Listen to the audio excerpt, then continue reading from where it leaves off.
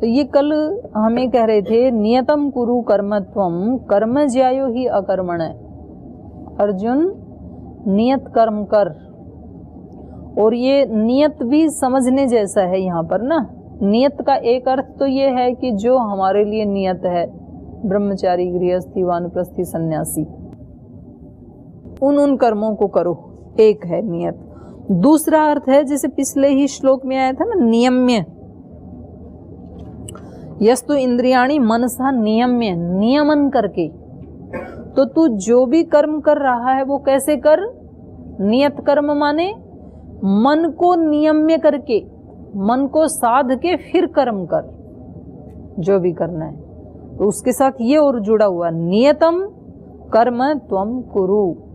जो भी कर्म कर रहा है वो कैसे कर? मन को संयम करके, मन को नियम्य करके, मन को साध करके, मन को वश में करके।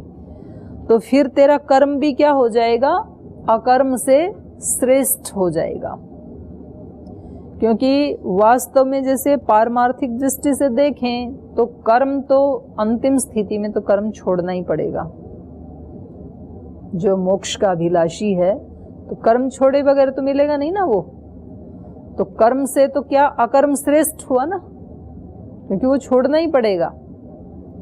आप नौका से नदी पार तो कर सकते हैं, तो उसके बाद तो नौका छोड़नी पड़ेगी ना। नौका को अपने साथ उठा के तो नहीं ले जा सकते किसी के घर में, तो छोड़ना तो पड़ेगा कर्म। निस्वार्थ कर्म भी छोड़ना पड़ेगा, दिव्य कर्म भी छोड़ना पड़ेगा, अंतिम जो लक्ष्य है। तो यहां पर ये क्या कह रहे हैं कि ये जो तेरा कर्म है, जो मन को संयम करके तू कर रहा है, नियम करके कर रहा है, अपना नियत कर्म कर रहा है, ये अकर्म से श्रेष्ठ है। जो कर्म कर ही नहीं रहा उससे ये श्रेष्ठ है। शरीर यात्रा पीछे न प्रसिद्धयेत अकर्मणः। कर्म किए बिना तो तेरी शरीर की यात्रा भी नहीं चलेगी, क्योंकि अभी तो तुझे शरीर तो चाहिए कम से कम। मोक्ष प्राप्त करने वाले को भी शरीर तो चाहिए ना, शरीर के बिना कैसे साधन करेगा। तो जब कर्म नहीं करेगा तो शरीर यात्रा भी नहीं चलेगी, तो कर्म तो करना ही है। यज्ञार्थात् कर्मणो अन्यत्र लोको अयम कर्म बंधन। और फिर से पुष्ट कर रहे हैं उसी भाव को। अर्जुन, यज्ञ की भावना से अन्यत्र जो कर्म किए जाते हैं उससे तो ये लोग उन कर्म के बंधन में बंध जाता है। माने जो भी कर्म किए जा रहे हैं वो कर्म कैसे होने चाहिए? यज्ञार्थात्, यज्ञ की भावना से। यज्ञ जब हम करते हैं तो कैसे करते हैं? विश्वानि देव सवितर बोलते हैं, तो हर मंत्र के बाद क्या बोलते हैं? स्वाहा। और स्वाहा के बाद क्या बोलते हैं? इदन्न मम। ये यज्ञ की आत्मा है। इदम अग्नये स्वाहा, इदम अग्नये इदन्न मम।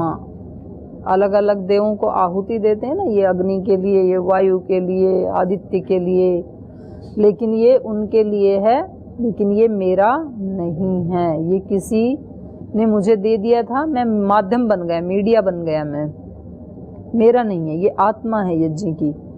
तो उसमें भावना क्या होती है? दूसरों की खुशी के लिए। यद्यपि अपनी कामनाओं को लेके भी यज्ञ किए जाते हैं, पुत्रेष्टि वर्षेष्टि आदि जो हैं वो कामनाओं को लेके किए जाते हैं, लेकिन फिर भी हर आहुति के साथ उसकी आत्मा होती है कि ये मेरा नहीं है, मैं माध्यम बन रहा हूँ। दूसरी बात, जब हम यज्ञ करते हैं तो आप अपने घर में जब कोई मिठाई लाते हैं या कोई फल लाते हैं तो उसमें आप स्वतंत्र हैं कि आप वो मिठाई स्वयं खाएं, पड़ोसी को दें या ना दें, या जिससे आपकी मित्रता है उसको दें, जिससे आपकी मित्रता नहीं है उसको आप ना दें, वो आपके हाथ में है। लेकिन जब आप यज्ञ में आहुतियाँ डालते हैं, घी डालते हैं, सामग्री डालते हैं, सुगंधित पदार्थ डालते हैं, तो उसका जो सुगंध है वो केवल आपके ही घर में रहे, पड़ोसी के यहाँ ना जाए, ये आपके वश में नहीं है। और जो कोई आपका शत्रु भी उधर से गुजर रहा है तो उसको सुगंध ना मिले, ऐसा आप नहीं कर सकते हैं। वो तो फिर किसके लिए हो जाता है? सबके लिए हो जाता है, वो सबको देगा, मित्र को भी, शत्रु को भी, पड़ोसी को भी, अमित्र को भी, सबको देगा। तो यज्ञ कर्म कैसा है?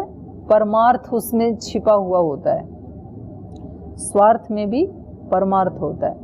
तो कह रहे हैं यज्ञ की तरह ही सारे कर्म करने हैं हमें। सुबह से शाम तक जितने भी कर्म करते हैं वो सारे कर्म कैसे होने चाहिए?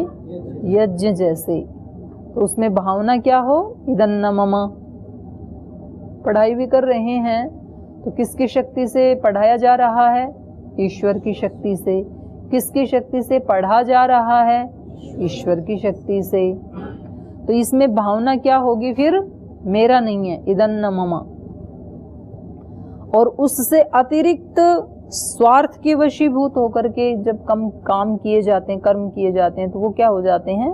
बंधन के कारण बन जाते हैं। यज्ञार्थात अन्यत्र कर्मण, यज्ञ की भावना से अतिरिक्त जो कर्म किए जाते हैं, अयम लोको कर्म बंधनः, वो कर्म इस लोक को बांधने वाले होते हैं, बंधन के कारण बन जाते हैं। तदर्थम, इसलिए कौन्तेय, हे कौन्तेय, मुक्त संग कर्म समाचर, मुक्त संग होकर के काम कर। कर्म तो कर लेकिन आसक्त मत हो जा उससे। हम तो छोटी छोटी चीज में आसक्त हो जाते हैं। इस अध्यापक से पढ़ेंगे, इससे नहीं पढ़ेंगे, इनकी कक्षा में जाएंगे, इनकी कक्षा में नहीं जाएंगे, उनको सुनाएंगे, उनको नहीं सुनाएंगे। पाठ भी सुनाना हो ना, आग्रह कर लेते हैं, हम इनको नहीं सुनाएंगे, इन्हीं को सुनाएंगे। तो ये क्या है? संग, आसक्ति। सारा कर्म कैसे करना है? मुक्त संग, संग से मुक्त होकर के, आसक्ति से मुक्त होकर के। खाना भी खाना है तो ये खाऊंगा, ये नहीं खाऊंगा। आप यदि अपने स्वास्थ्य के लिए ऐसा सोच रहे हैं तो कोई दोष नहीं है। मेरी वात प्रकृति है, मैं वातकारक वस्तुएं नहीं खाऊंगा, वो ठीक है। लेकिन टेस्ट के लिए यदि ये खाऊंगा, ये नहीं खाऊंगा ऐसे कह रहे हैं, तो उससे क्या हो रहा है? आसक्ति की वृद्धि हो रही है उससे फिर। और आसक्ति की वृद्धि हमारे लिए कल्याणकारी नहीं है। तो जो भी मिल गया उसको भगवान का प्रसाद समझ के, क्योंकि आहार का बहुत बड़ा रोल है ना हमारे जीवन में। आहार एक हम मुख से खाते हैं, एक आहार सारी इंद्रियों से भी खाते हैं। आँख से जो देखते हैं वो आँख का आहार है, कान से जो सुनते हैं वो कान का है, नाक से जो सुनते हैं नाक का आहार है। तो अलग अलग विषय है ना, शब्द स्पर्श रूप रस गंध। तो वो सारे ही आहार हमारे कैसे होने चाहिए? सात्विक। क्योंकि आहार से ही हमारा क्या बनता है? आहार से ही विचार बनता है, अन्न से ही मन बनता है। जैसा अन्न वैसा मन, और जैसा मन वैसा अन्न, उल्टा भी है। जैसी खाते समय हमारे मन की स्थिति होती है ना, वैसा ही फिर वो अन्न हमारे लिए हितकारी या अहितकारी बन जाता है। खाते समय यदि मन प्रसन्न है तो भोजन अमृत बन जाएगा, खाते समय मन टेंशन में है तो भोजन विष बन जाएगा, वही जहर बन जाएगा। खाना वही है, तो मन का प्रभाव अन्न पे पड़ता है, अन्न का प्रभाव मन पे पड़ता है। अन्न यदि सात्विक है, अच्छी भावना से बनाया गया है, मंदिर में आप जाते हैं ना, किसी आश्रम में, मंदिर में, तो सब्जी पूड़ी खीर वही है जो घर में बनती है, लेकिन उसको किस भावना से बनाया है? प्रसाद की भावना से। तो खाने वाले को भी क्या लगता है? अमृत खा रहा हूँ। तो उसको खा के मन को क्या मिलती है? संतुष्टि मिलती है, शांति मिलती है, प्रसन्नता मिलती है। तो उस अन्न का प्रभाव मन पे पड़ता है, मन का प्रभाव अन्न पे पड़ता है। तो ऐसे ही सारी इंद्रियों से आप देख रहे हैं तो आप आँखों से उस ब्रह्म के विष्णु कर्माणि पश्यतः, उस विष्णु के कर्मों को भी देख सकते हैं कि क्या चारों तरफ ऐश्वर्य फैला है ईश्वर का। और आप आँख से किसी को तक भी सकते हैं, तकते हैं ना, मतलब उसको भोगने की इच्छा, लेने की इच्छा है। दृष्टि दृष्टि में अंतर हो गया फिर, तो वो यज्ञीय दृष्टि नहीं है फिर। ऐसे ही कान से भद्रं कर्णे भी शृणुयाम, कान से कैसा सुने? भद्र सुने। और कहीं भद्र सुनने को ना मिले तो क्या करें? सुनते हुए भी अनसुना कर दें। यज्ञात कर्मणो अन्यत्र लोकोयम कर्म बंधन तदर्थम कर्म कौन्तेय मुक्त संग समाचर। मुक्त संग होकर के कर्म कर, आचरण कर। आगे कह रही हैं सह यज्ञाः प्रजा सृष्ट्वा पुरोवाच प्रजापति ही। प्रजापति ने सबसे पहले, पुरोवाच माने सृष्टि के आदि में, सह यज्ञाः प्रजाः सृष्ट्वा, यज्ञ सहित प्रजाओं का सृजन करके, सृष्टि करके। ये प्रजाएं जो रची, संसार जो रचा, यज्ञ समेत रचा। यज्ञ समेत मतलब निस्वार्थ भावना से। यज्ञ किसका प्रतीक है? निस्वार्थता का, मुक्त अनासक्ति का, अनासक्ति का प्रतीक है। तो सृष्टि की रचना के प्रारंभ में भी यज्ञ की भावना के सहित ही प्रजाओं की उत्पत्ति की प्रजापति ने। सह यज्ञाः प्रजा सृष्ट्वा पुरोवाच प्रजापति ही अनेन प्रसविष्यध्वम एषः। अनेन माने यज्ञेन, इस यज्ञ के द्वारा, प्रसविष्यध्वम तुम बढ़ना, मैंने यज्ञ के साथ ही तुम्हें उत्पन्न किया है और तुम यज्ञ के साथ ही आगे बढ़ना। यज्ञ मतलब करते रहना, यज्ञ को तोड़ना नहीं है। अनेन प्रसविष्यध्वम एष वो अस्ति इष्ट कामधुक। तो ऐसे करते हुए ये यज्ञ तुम्हारे लिए क्या हो जाएगा? कामधुक। कामधुक माने कामनाओं को पूरा करने वाला। आप यदि यज्ञ का इस सर्कल को नहीं तोड़ेंगे तो ये यज्ञ भी आपकी कामनाओं को पूरा करने वाला हो जाएगा। यज्ञ का मतलब क्या है? ये सारी सृष्टि यज्ञ कर रही है, ऐसे उपनिषदों में आता है। ये भी बताएंगे अभी शायद अगले ही मंत्र में, हाँ उससे अगले में बता रहे हैं, तो चलो वहीं करते हैं चर्चा इसकी फिर। तो ये कह रहे हैं कि मैंने यज्ञ सहित सारी प्रजाओं को बनाया था, सृष्टि को रचा था, और अभी तुम भी उस यज्ञ के द्वारा ही आगे बढ़ना। प्रसविष्यध्वम, वृद्धि को प्राप्त होना। एषः, यह यज्ञ, वह तुम लोगों को, तुम्हारे लिए इष्ट कामधुक अस्तु, तुम्हारी कामनाओं को पूर्ण करने वाला होवे। यज्ञ में क्या होता है? देवान भावयत अनेन ते देवा भावयन्तु वह। अनेन, अनेन माने यज्ञेन, इस यज्ञ के द्वारा, अनेन देवान भावयत, देवों को बढ़ाओ। अग्निदेव को कैसे बढ़ाएंगे? जब उसमें आहुति देंगे। और ऐसे ही वायु को शुद्ध कैसे करेंगे? जब उसमें सुगंध फैलाएंगे। तो एक तरह से हम देवों को बढ़ा रहे हैं ना, और फिर देव हमें बढ़ाते हैं। आप लोक में आप जिसका सम्मान बढ़ाते हैं वो आपका सम्मान बढ़ाता है। आप जिसका सम्मान नहीं बढ़ाते हैं, अपमान करते हैं, वो फिर आपका अपमान करता है। तो ये एक सामान्य नियम चलता है ना लोक में। तो आप देवों को बढ़ाएंगे तो वो देव आपको बढ़ाएंगे। जिसके घर में यज्ञ, धर्म, सत्य और जीवन मूल्य, मर्यादाएं बढ़ती हैं, तो वो सारे धर्म मिलकर के फिर उस परिवार को बढ़ाते हैं। और जो इनको नहीं बढ़ाते हैं यज्ञ आदि को, तो यज्ञ आदि देव उनको नहीं बढ़ाते हैं फिर। तो इसलिए क्या कहा? अनेन देवान भावयत, इस यज्ञ के द्वारा आप देवों को बढ़ाओ। ते देवा, वह भावयन्तु, और फिर वो देव आपको बढ़ाएं। आप देवों को बढ़ाओ, देव आपको बढ़ाएं। क्योंकि देव तो कैसे होते हैं? देने वाले होते हैं। आप उनको थोड़ा दोगे तो वो आपको बदले में बहुत सारा दे जाएंगे। आपने थोड़ा रोक लिया तो बहुत सारे से वंचित रह जाएंगे आप। देवान भावयत अनेन ते देवा भावयन्तु वह परस्परम भावयन्तः।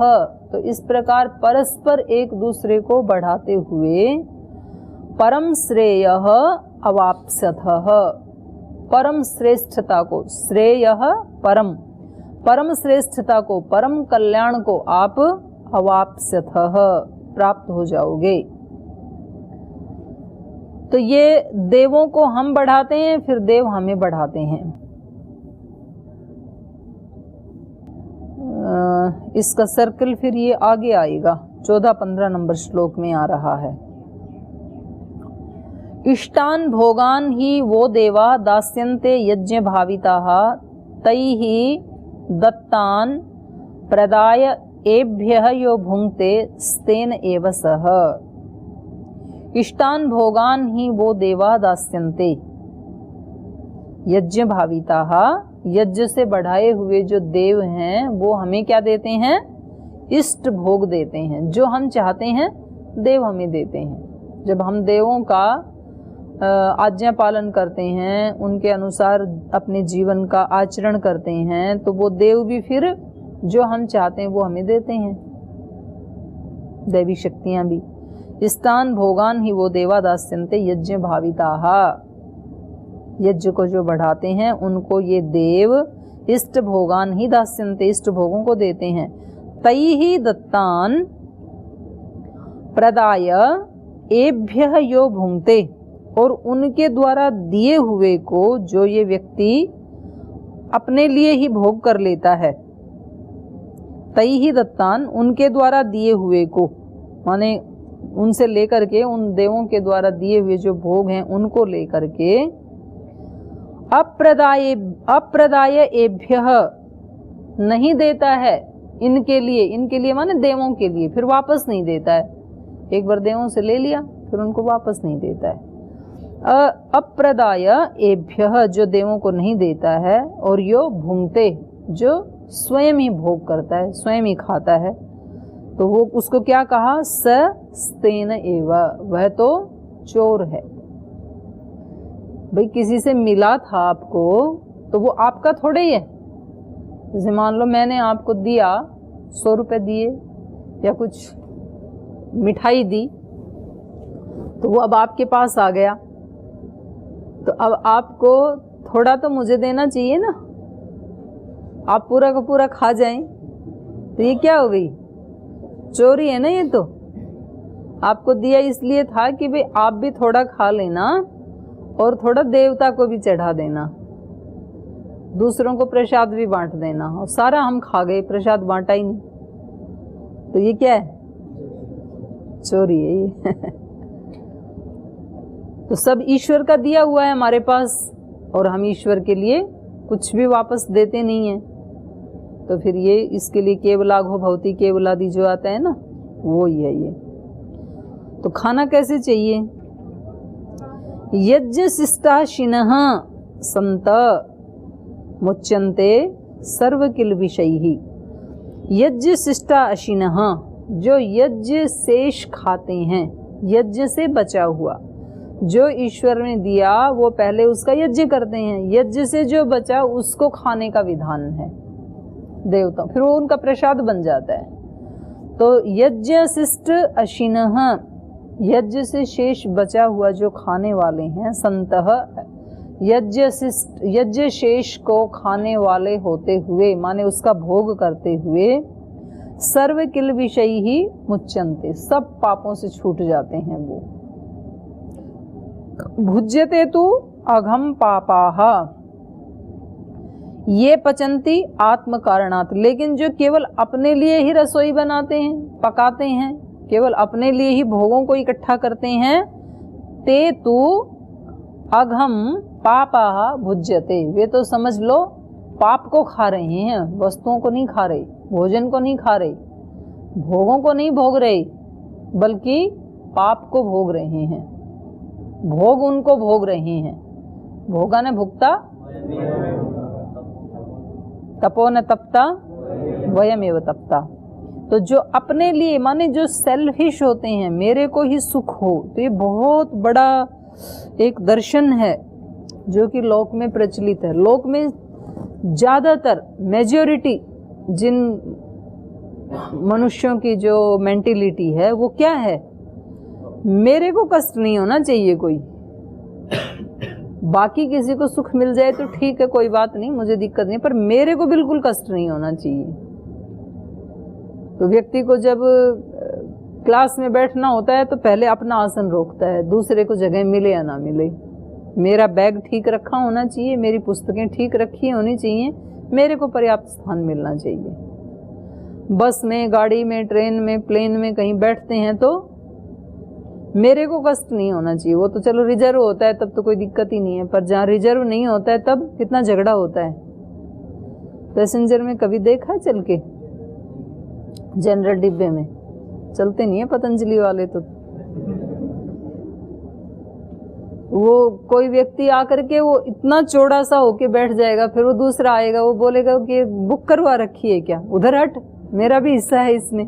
फिर वो तीसरा आएगा, वो उसको बोलेगा तेरे पिता की ट्रेन है क्या, मेरे को भी बैठने दे। फिर वो बोलेगा कि बैठने के लिए है, ऐसे थोड़े फैल कर बैठने के लिए है ये जगह। फिर वो कोई लेट जाता है तो उसको चौथा व्यक्ति आके उठा देता है, भले ही उसके सिर दर्द हो, बीमार हो, कुछ भी हो, बोले ये लेटने के लिए थोड़ी है, खड़ा हो यहाँ से। तो ये जो व्यक्ति मेरे को सुख हो, केवल मेरी इच्छा पूर्ण होनी चाहिए, बाकी तो फिर चाहे किसी को कितना भी कष्ट क्यों ना हो। तो जिसके हाथ में पावर आती है वो क्या करता है, मेरी मन मर्जी के अनुसार होना चाहिए।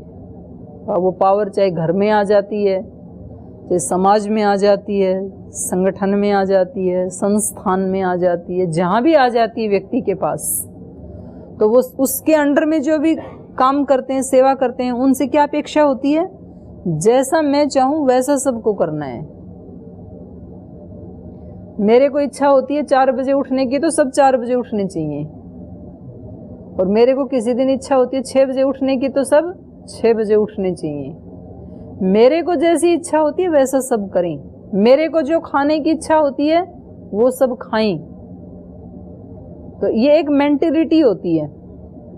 समाज में झगड़े इसीलिए तो होते हैं घरों में, और क्यों होते हैं, जैसा एक व्यक्ति चाहता है तो वो सारे परिवार को फिर वैसा ही करवाना चाहता है। अब परिवार वालों के अलग अलग संस्कार हैं अपने सबके, फिर वो झगड़ा होता है। वो कहता है हम ऐसा नहीं खाएंगे, हम ऐसा नहीं करेंगे, आपको करना है तो आप करो, फिर झगड़ा होता है। तो ये जो केवल अपने सुख के लिए सोचने वाले हैं, ये पचंती आत्म कारणात्, जो केवल अपने लिए ही पकाते हैं, माने केवल अपने आप को जो खुशियां देना चाहते हैं, बाकी दुनिया जाए भाड़ में, और मेरी उसमें कोई कमी नहीं आनी चाहिए। तो वो क्या कर रहे हैं, एक तरह से पाप को ही बढ़ा रहे हैं, पाप को ही खा रहे हैं। भावना क्या होनी चाहिए, यज्ञ शेष, पहले देवता को चढ़ा के फिर जो बचा है उसको हम सब प्रसाद समझ के खाएंगे, भगवान का दिया हुआ प्रसाद। सोच के भी कैसा लगता है, देवता को दे करके जो बचा है उसको प्रसाद रूप में मुझे खाना है। ये भावना हमारे अंदर कैसी एनर्जी को उत्पन्न कर रही है, पॉजिटिव, सात्विक शक्ति को उत्पन्न कर रही है। और जब हम ये सोचते हैं कि भाई दूसरों के लिए बचे या ना बचे, मैं तो अपना पूरा कर लूं, और जो मुझे अच्छा लगता है वो ही रोज बना करे, तो ये भावना हमारे अंदर कैसी एनर्जी को उत्पन्न कर रही है, नेगेटिव को कर रही है। ये मतलब हमारे लिए सुखदायी नहीं होता है। भले ही हम ऐसा कर भी लें तो भी सुख शांति तो नहीं मिलती है हमें। शांति तो तभी मिलती है जब दूसरों की पसंद का उनको खिला के फिर आप भी खाए यज्ञ शेष। तो ये ऐसे ही बता रहे हैं कि हमारे सारे कर्म कैसे होने चाहिए, दूसरों को खुशियां देने वाले, दूसरों को सुख देने वाले। ये भी कमाई है एक। तो ये किसको समझ में आती है, ये योगियों को समझ में आती है। और संसार की कमाई किसको समझ में आती है, भोगियों को समझ में आती है। उनको समझ में आता है कि आज की तारीख में कितना ज्यादा प्रॉफिट हुआ, आज मैंने कितने पैसे कमाए, आज कितना बिजनेस बढ़ा। और इस योगी को क्या लगता है कि आज एक दिन का जीवन मिला था, आज मैंने कितने लोगों को खुशियां दी, आज मैंने किन किन का दुख दूर किया। भले ही वो स्थूल रूप से ना कर पाए, भावना तो कर ही सकता है ना। तो वो ये भी एक कमाई है। तो वो सुबह से शाम तक कैसे कर्म करता है, जो यज्ञ शेष है, यज्ञ शेष को खाने जैसा है ये। आगे चलो, इसके लिए एक मनुस्मृति का श्लोक दिया है, अघम से केवलम भुंक्ते है यह पचत्यात्म कारणात् यज्ञ शिष्टाशनम ही एतत् सताम अन्नम विधीयते। जो व्यक्ति अपना पेट भरने के लिए भोजन पकाता है वो पाप को खाता है, क्योंकि यज्ञ शेष भोजन ही सज्जनों का अन्न माना गया है। तो इसी तरह का है ना, इससे मिलता जुलता ही है ये। तो वहां भी ऐसे कहा है, इसलिए उसको कोट कर दिया। और मंत्र भी हम बोलते हैं ना, नार्यमणम पुष्यति नो सखायम केवलाघो भवति केवलादि।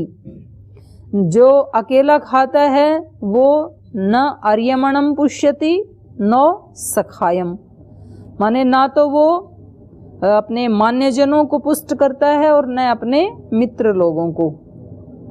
अर्यमन तो स्वामी होता है ना, तो अपने से जो मान्य हैं, स्वामी हैं, बड़े हैं, उनको भी वो पुष्ट नहीं करता है, और न सखायम ने छोटों को पुष्ट करता है। जो अकेला अकेला खाता है, जो भावना भी कैसी है, जैसे घर में माँ पकाती है तो उसकी भावना क्या होती है, बड़ों को भी ये पुष्टि देने वाला हो, संतोष देने वाला हो, बच्चों को भी देने वाला हो, और फिर जो बचा वो खुद खाती है। घर के बड़ों को खिलाती है, बच्चों को खिलाती है, फिर बचता है तो खुद खाती है, इसलिए वो माँ कहलाती है। और बढ़िया बढ़िया बना के पहले खुद खा ले, बोल बाद में देखा जाएगा, बच्चों के लिए बचेगा या बड़ों के लिए बचेगा तो बच जाएगा, नहीं तो नासी। बनाया तो मैंने है ना, तो पहले मैं खा लूं। यदि माँ जिस दिन ऐसा करने लगे तो बाकी घर वालों का क्या हाल बनेगा फिर। माँ ऐसा नहीं करती, ऐसे साधक नहीं करता है। साधक का माँ जैसे ही हृदय होता है।